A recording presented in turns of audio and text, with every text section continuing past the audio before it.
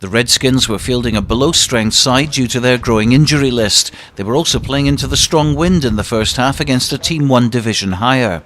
So the odds were certainly stacked against them, and in the opening exchanges, as expected, DL put YM under a lot of pressure, and if it wasn't for some handling errors, they would probably have scored a couple of tries.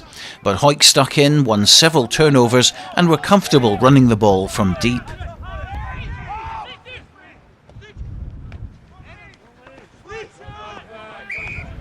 In the 5th minute, Jamie Tinlin gave away this penalty for dangerous play at the line-out, but the kick at goal was missed. There was never any doubt about the fighting spirit of the team, and they took every opportunity to get the ball upfield by any means they could, and it wasn't just the backs who were prepared to kick and chase.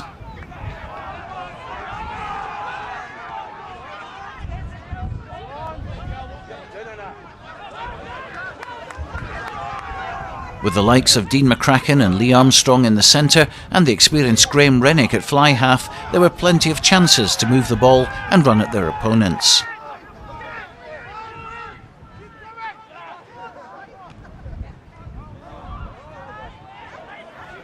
It was YM who opened the scoring on 11 minutes with this penalty by Gregor Welsh, and a try on 25 minutes from Lee Armstrong put them further ahead. That try gave them plenty of encouragement, and it proved that despite the elements going against them, it was not impossible to get points on the board, and they put some delightful play together, including this move from Nish, Rennick, Armstrong and Desport.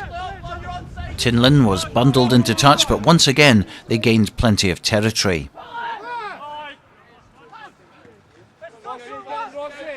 On 35 minutes, flying winger Glyn Desport used his pace to score a fabulous solo try to take the points total up to 13.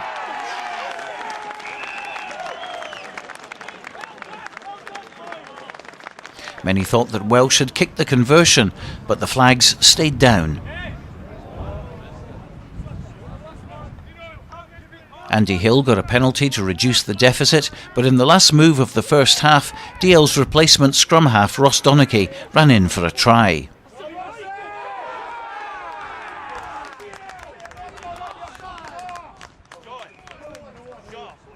Hill converted to make the score 13-10 at the break. YM had the wind advantage in the second half, and what about this for a bit of opportunism from Gregor Welsh, the first drop goal by any YM player for 5 years, and what a time to produce it. DL came right back though with a Paul Beer try converted by Hill to snatch the lead, and at 17-16 both teams were committed to open rugby, and here's a particularly exciting passage of play.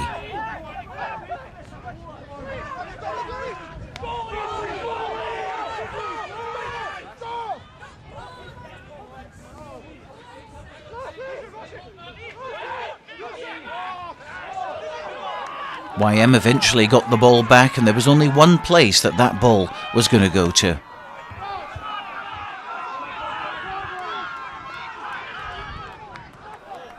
With 8 minutes left, the sun came out and Hamish Nish put a speculative kick in towards the corner.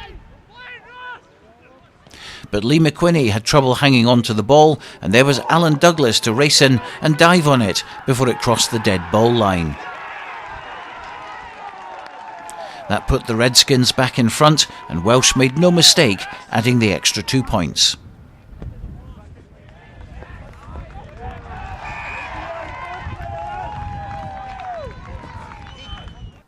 There were a nervy few minutes at the end as DL tried to get another score, but a splendid tackle from Billy Lilly ended this move in its tracks.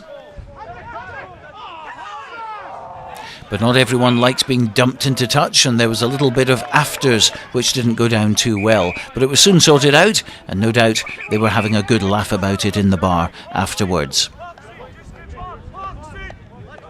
Time was running out for DL, and when the giant prop Craig Lewis charged down the left like a raging bull, you'd have fancied him to go on and score. But again, excellent covering by Dean McCracken, and Ross Taylor prevented him from scoring.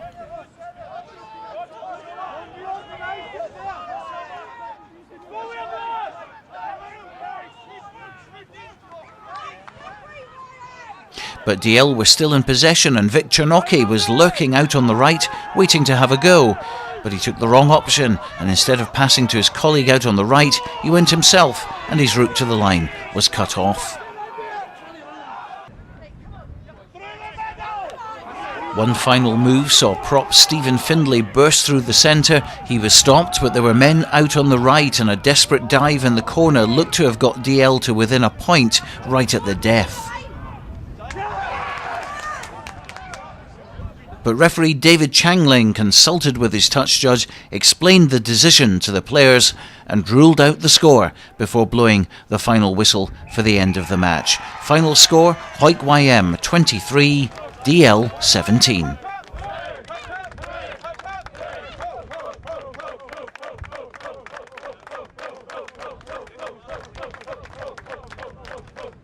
Terrific performance, great effort for the lads, every single one of them did their bit.